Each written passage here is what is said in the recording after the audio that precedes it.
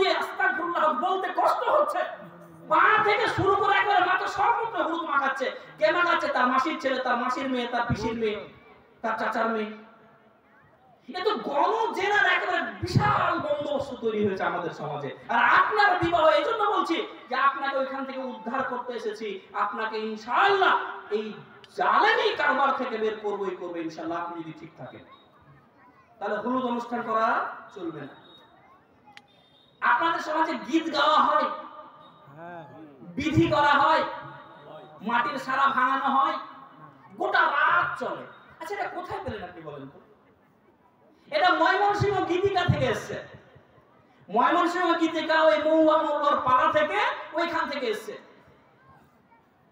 সুন্নাত কার? সনাতনী সুন্নাত। আর আপনি মুহাম্মদ সাল্লাল্লাহু আলাইহি ওয়াসাল্লামের উম্মত আর পালন করবে সনাতনী সুন্নাত?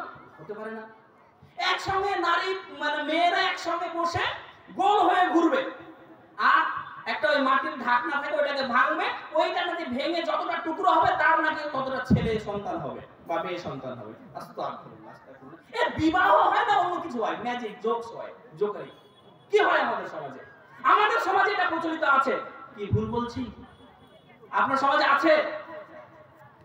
তারপর চলুন, থুবড়া খাওয়া। থুবড়া খাওয়া আছে? থুবড়া খাওয়ার সঙ্গে ইসলামী শরীয়তের দূর দূরান্ত থেকে কোথাও কোনো সম্পর্ক নেই। আসলে হিন্দু সমাজে, সনাতন সমাজে আইবুড়ো ভাত, যেটাকে বলে আইবুড়ো ভাত, এই শব্দটার ধ্বনি পরিবর্তন বা অপভ্রংশ হয়েছে, থুবড়া হয়েছে। আইবুড়া থেকে থুবড়া, আইবুড়া থেকে থুবড়া। আইবুড়ো ভাত মানে ওর জীবনে আনম্যারিড অবস্থায় শেষ ভাত খাওয়া। আমার কথা বুঝতে পারলেন না? আনম্যারিড অবস্থায়, অবিবাহিত অবস্থায় শেষ ভাত খাওয়াটাকে বলা হচ্ছে আইবুড়ো ভাত খাওয়া। ওইটা মুসলমানরা ধরে নিয়েছে, বাড়ি বাড়ি গিয়ে থুবড়া খেয়ে আসে, জল বেঁধে গিয়ে, আর ক্ষীর খাওয়ানো হয়, কত কি করা হয়। আস্তাগফিরুল্লাহ বলে এর সঙ্গে ইসলামের কোনো সম্পর্ক? তার সঙ্গে কাপড় দেওয়া, আর কিছু খাওয়া, মানে বলতে কষ্ট হচ্ছে, আমার বুক ফেটে যাচ্ছে বলতে। আমাদের সমাজে এগুলো হয়। এই থুবড়া খাওয়া কাতের অমুসলিমদের মধ্যে প্রচলিত আছে। সনাতনী সুন্নাত আপনি পালন করবেন কোনটা? ইসলামী সুন্নাত পালন করবেন না সনাতনী? তাহলে এবার বলুন, এই পর্যন্ত 8টা পয়েন্ট আসার পর আপনার কি মনে হচ্ছে? আপনাদের আমাদের সঙ্গে যতগুলো বিয়ে হয়েছে একটাও মুসলিম বিয়ে হয়নি। কি আরো তো যায়নি। নেক্সট হচ্ছে জানেন, বলছে বরযাত্রী। আমি ছেড়ে দিচ্ছি, জাম করে যাচ্ছি। বরযাত্রী কোথায় আছে আপনাদের মধ্যে? আচ্ছা, একটা কথা বলুন তো, আপনাদের মধ্যে কত সর্বোচ্চ বরযাত্রী যায় আর কত কম যায়? 50 থেকে 200। এই বরযাত্রী প্রথা, এটা কার সুন্নাত জানেন? শিবের সুন্নাত। শিব দেবাদিদেব মহাদেব যখন গৌরীকে বিয়ে করতে গেল, বিয়ে করতে যাওয়ার সময় ওর চেলা চামুন্ডাকে নিয়ে বরযাত্রী গেল। এই বরযাত্রী প্রথা ইসলামে নেই। শায়েখ আছে বরযাত্রী প্রথা? তা আপনি যে 50 থেকে 200 পর্যন্ত বরযাত্রী পাঠাচ্ছেন, এটাকে কোন কোন শায়েখরা বলছে জুলুম যাত্রী। মেয়ের বাবা খাওয়াতে পারবে না, তারপর আপনি তাকে ব্ল্যাকমেল করে বলছেন না আমার 200 বরযাত্রী যাবে।